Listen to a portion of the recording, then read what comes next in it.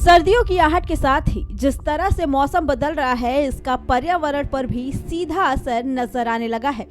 खासतौर पर air quality में, जहां एयर क्वालिटी बेहद गंभीर स्थिति में पहुंच चुकी है। दिल्ली एनसीआर की हवा लगातार खराब हो रही है। लोगों का सांस लेना भी दुश्वार हो रहा है। धुंध की चादर में लिपटी राजधानी के कई इलाकों में हवा की गुणवत्ता बेहद खराब श्रेणी में पहुंच चुका है। हवा में घुला जहर लोगों के लिए परेशानी बना हुआ है।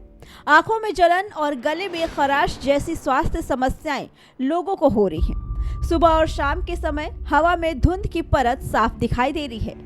दिल्ली के ज्यादातर इलाकों का AQI 400 के पार पहुंच गया है। दिल्ली के कई इलाकों का AQI 400 के पार हुआ।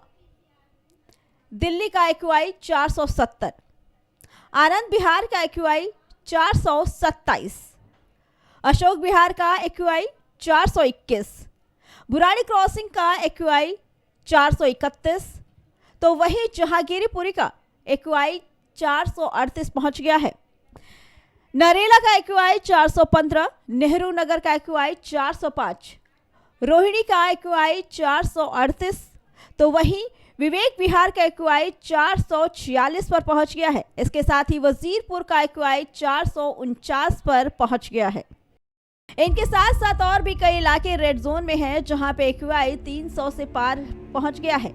पहले गंभीर AQI के दौरान स्टेज 4 के लिए जो पाबंदियां थी, जैसे कि पब्लिक, म्युनिसिपल और प्राइवेट ऑफिसों को सिर्फ 50% स्टाफ के साथ ही काम करने की इजाज़त देना और बाकी कर्मचारियों को घर से काम करने के लिए कहना, अब स्टेज 3 में लागू होगा।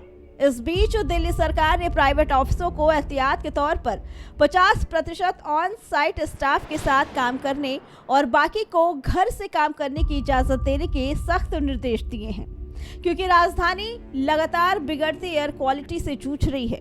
वहीं दिल्ली में ठंड भी बढ़ती जा रही है। ऐसे में लोगों को प्रदूषण के साथ साथ ठंड की भी दोहरी मार झेलनी पड़ रही है।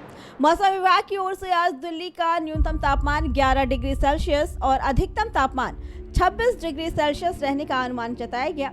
इसके साथ ही आने वाले दिनों में दिल्ली के तापमान में और भी गिरावट होने की आशंका है, जहां न्यूनतम तापमान 9 डिग्री सेल्सियस पहुंच सकता है, यानी ठंड में और इजाफा होगा।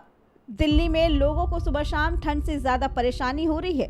Bureau report, prime TV.